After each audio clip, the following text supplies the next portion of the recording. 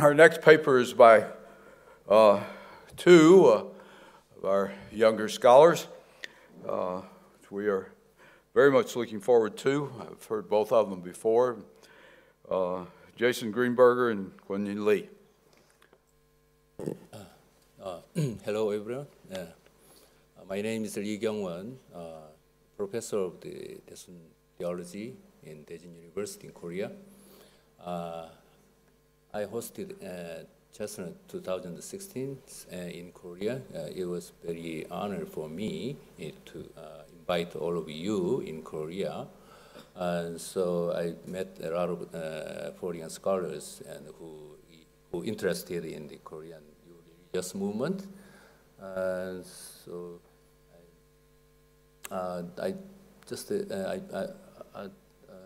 today, I'm very honored to meet you again here in Jerusalem, and Leer Institute is very wonderful institute for me because I found this design is more beautiful than my university. And so I think that the catalog is more beautiful than my previous booklet. Except the weather is very hot than Korea at that time. Yeah. And I think that the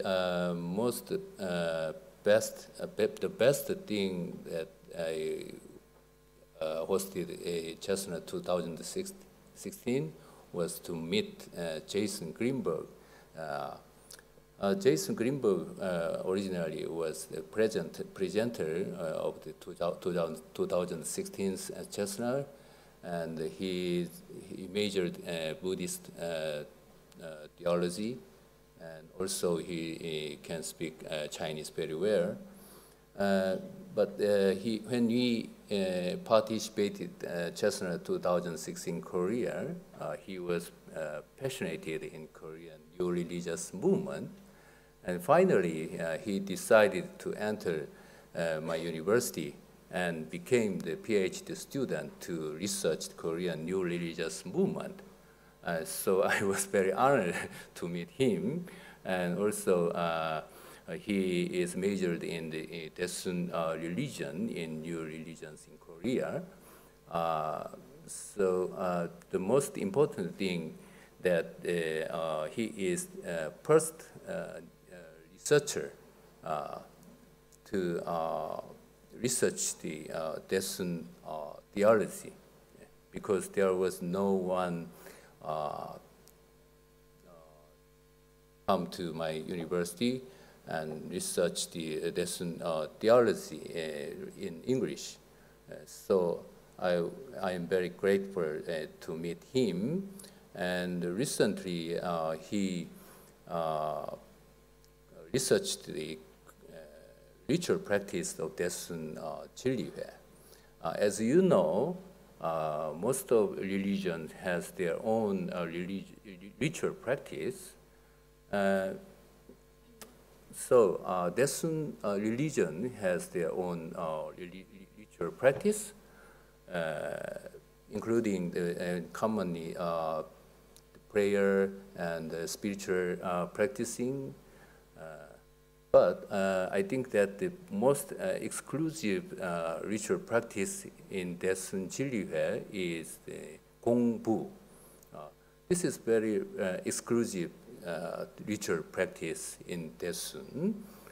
And this practice is not allowed to others to open the participate in this ritual practice except members of Daesoon.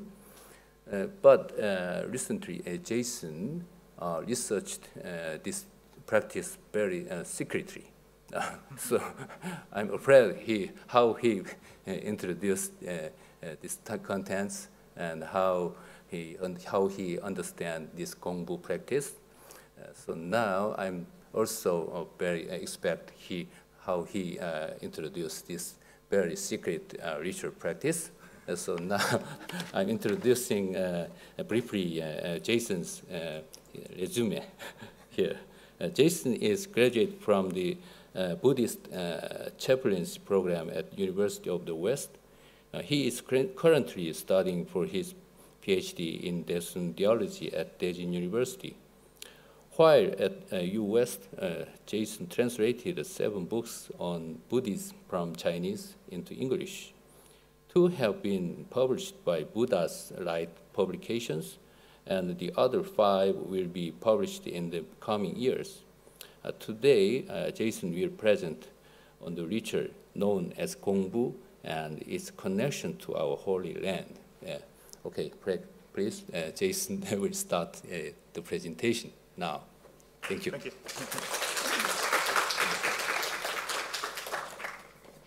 Good morning, everyone. Is everyone well rested? Yeah, doing well, good. So, when I think about CESNUR presentations, I think ideally each presentation kind of stands on its own. And unfortunately, I'm not sure I can do that today. My presentation might come off as an advertisement for my paper. So if you know anyone, no, just kidding. But because the ritual is rather complicated, that might be the way that this presentation comes off sounding. I'll try to avoid it, though.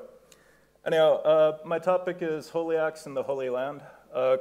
Gongbu as a ritual exclusive to Daesoonjinrihoe's Yeoju central headquarters temple complex.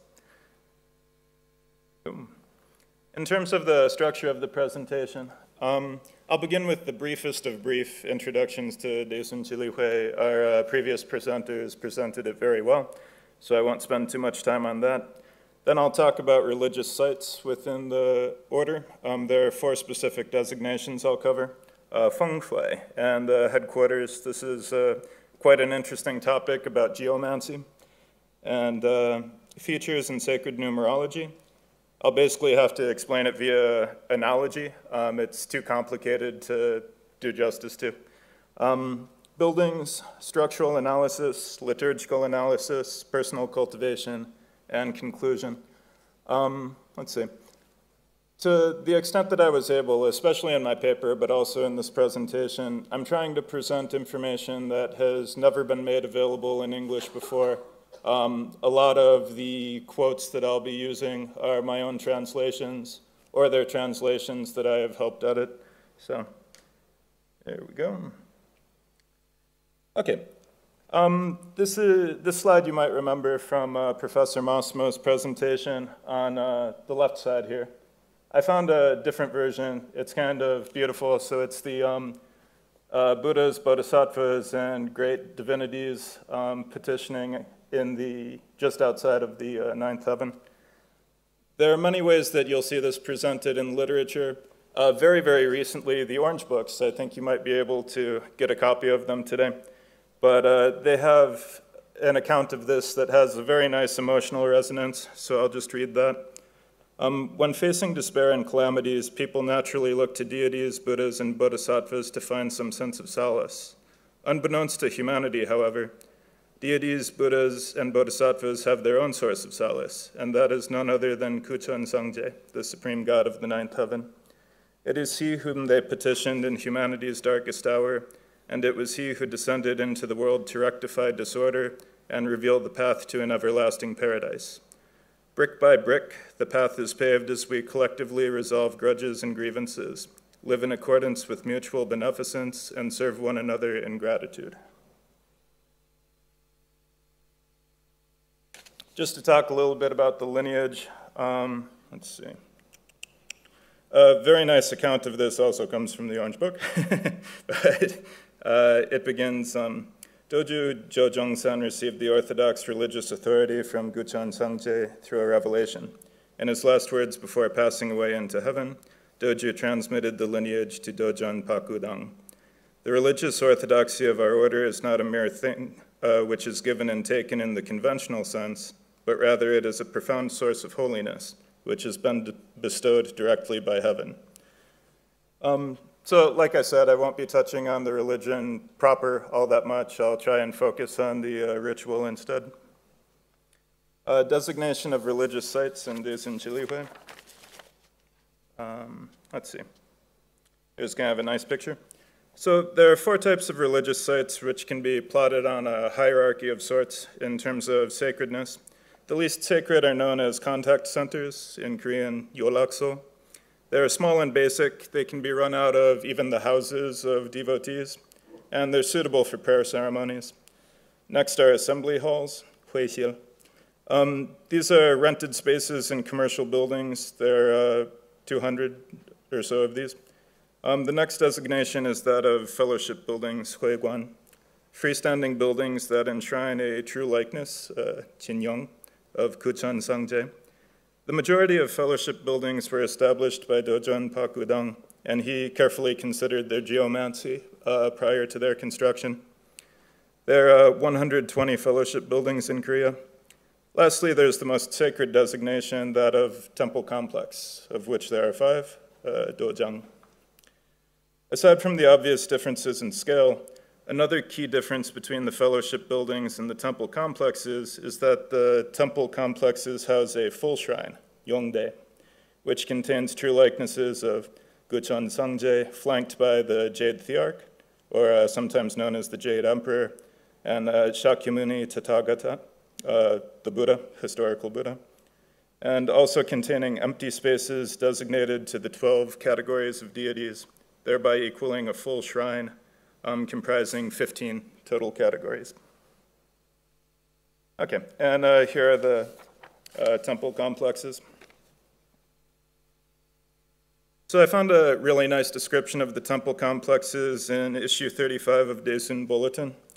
In my paper, I translate the quote in its entirety. For brevity's sake here, I'll just kind of give snippets. Temple complexes are pristine and sacred locations. They are holy grounds wherein the 2 hypostases of Sangje are enshrined. And these grounds are likewise replete with the divine beings of heaven and earth.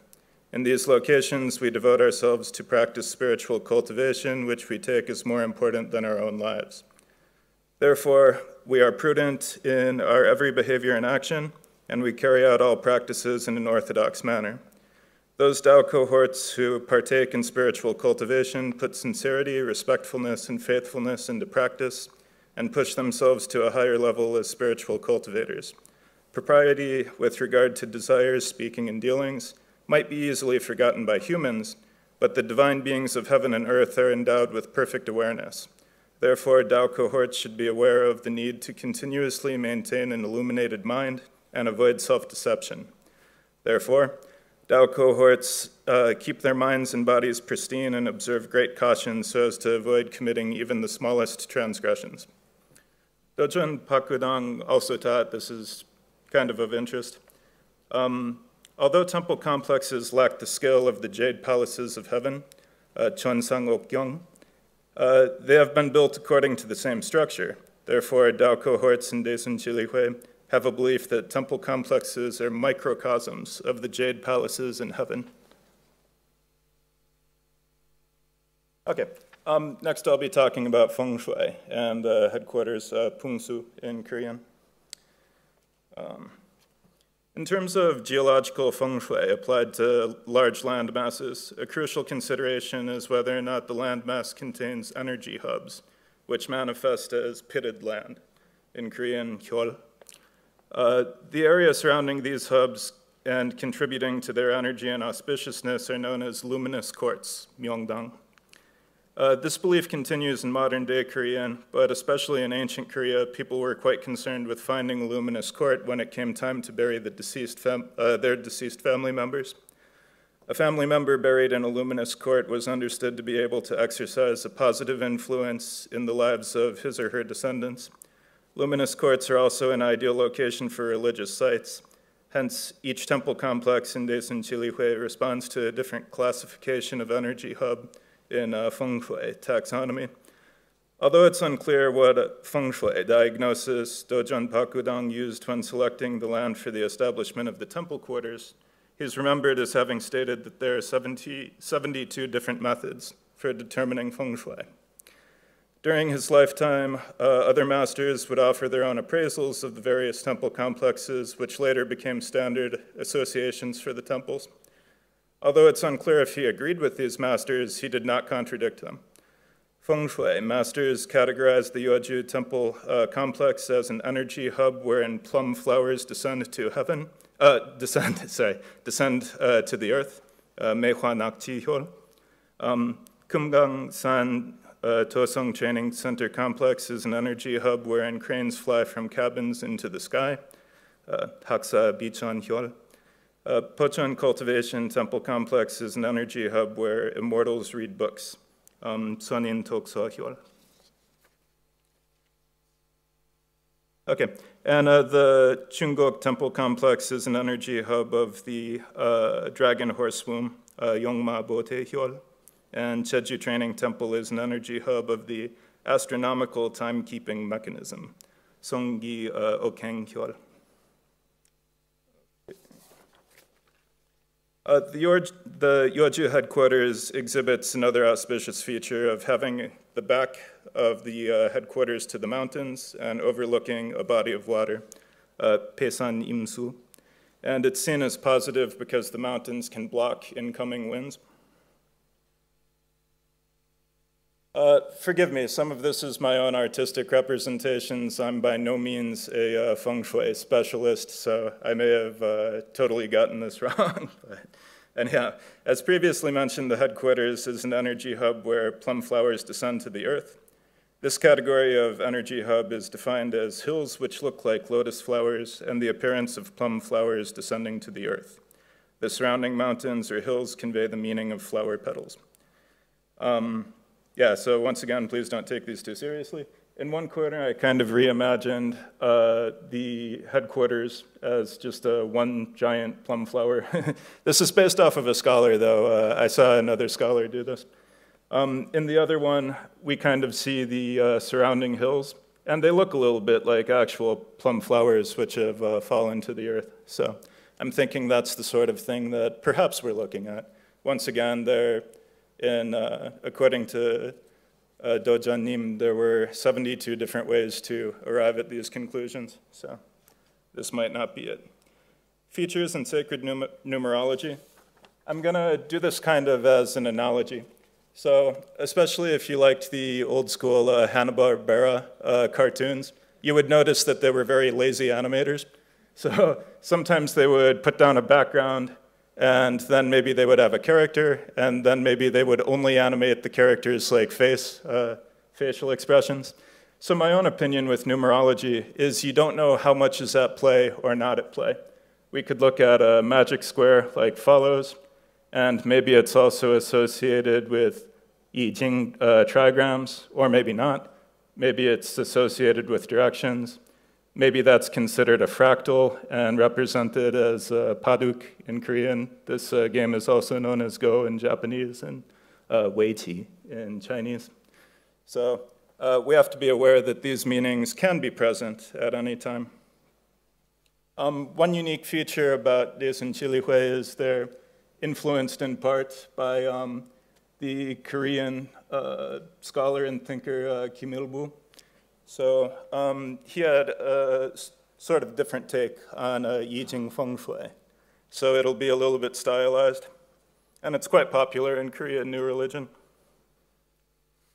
Okay, going on to buildings.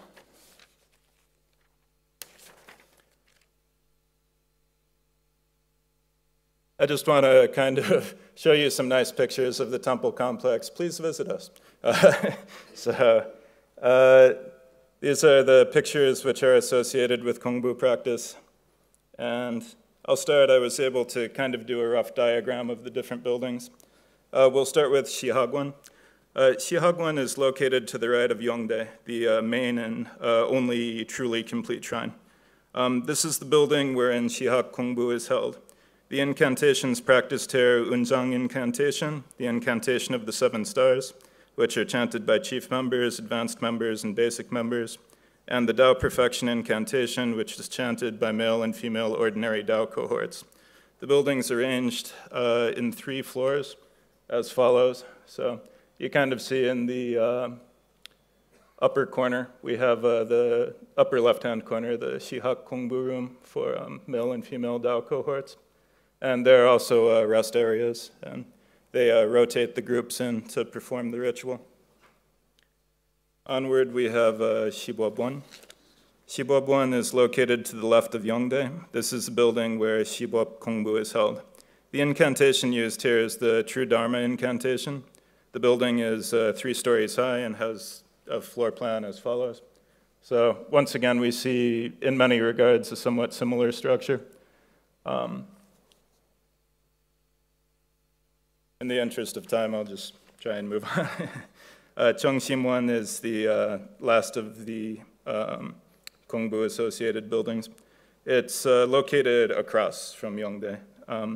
This is another building where Shihak Gongbu is held, and also where participants wait for their rotation into Shihak Gongbu.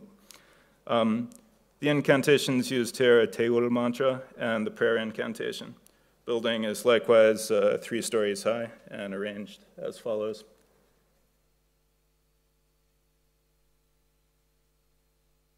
Okay, next we'll move on to structural analysis. And I've tried to kind of map it out so it's clear. Professor Lee, in a book he wrote on Daesoon theology, describes Shihak Gongbu as follows. Shihak Gongbu involves 36 individuals forming a team and being responsible for the ritual for a complete 24-hour day-long period.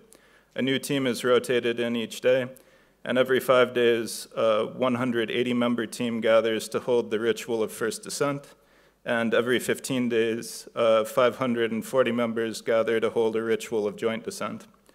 After 45 days have passed, it's time to hold the ritual of offering descent, wherein a total of 1,620 people will gather.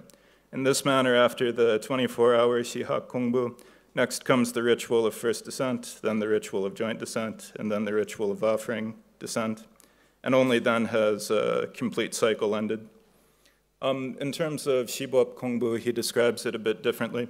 Shibop Gongbu is a practice which is only open to those who have the qualification of having previously performed Shihak Gongbu.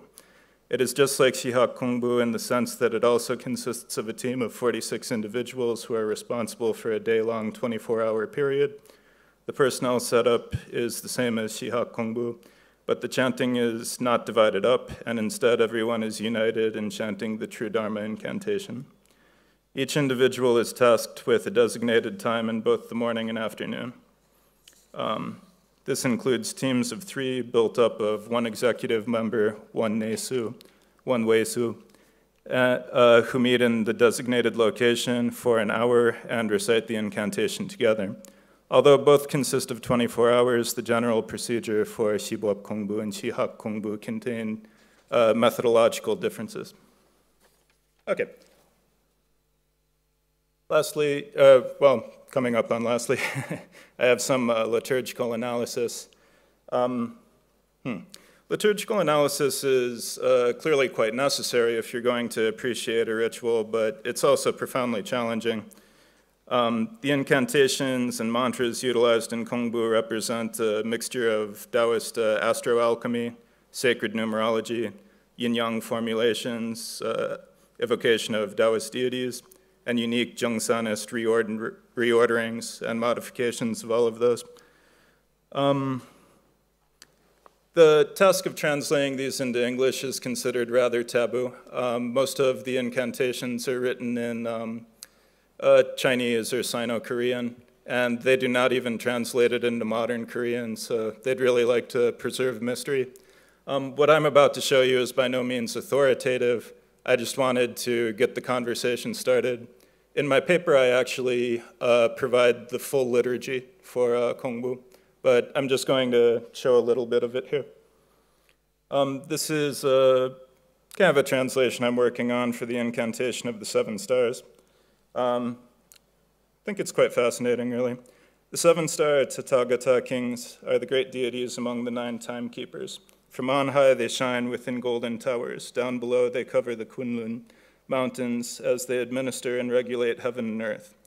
The Dipper stars are Tamnang, Mungok, Komun, Nokjon, Yomjong, Mugok, and Pagun. The noble actions of the Jade Thearch, the great deity of purple subtlety, and the great cosmic boundaries now subtly enter every particle of my being. What disaster could possibly be beyond his prevention? What blessings could possibly be beyond his bestowal? May the vital energy of the progenitor Thearch now harmoniously unite with my body. The directives sent down from heaven keep day and night in rotation, and thereby householders and ignoble people should delight in Tao and investigate their souls. May we gaze upon their holy demeanors, be eternally protected and sustained by them. The three platform Star Lords, Hwajong, Yuksun, and Gokseng. Grant us life, nourish us, protect us in our bodily forms. In the name of the Majesties, Venerable Majesties, Gyungwon, Heng Pilbo Pyo, promptly comply with this law of their divine command.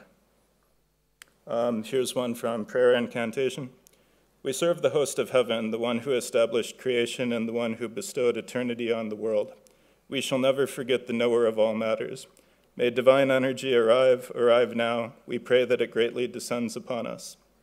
Presentation of offering and invocation incantation.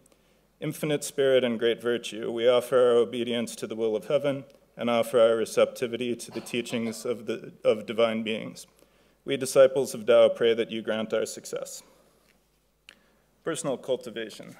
How am I doing on time? Need to finish? Okay, sorry. Okay, very good. This is actually an image which isn't very commonly used, but it is one way that they depict the different stages in cultivation. I won't spend time on it, but once again, this is something I cover in great detail in my paper. So, concluding thoughts, the connection between ritual and the Holy Land. There are some concerns here we would see as being universal. Some are somewhat specific to the East Asian religious environment. And divine order in East Asian religions is oftentimes very complex. It's less evocative and more direct. Okay. Right, all done. Thank you.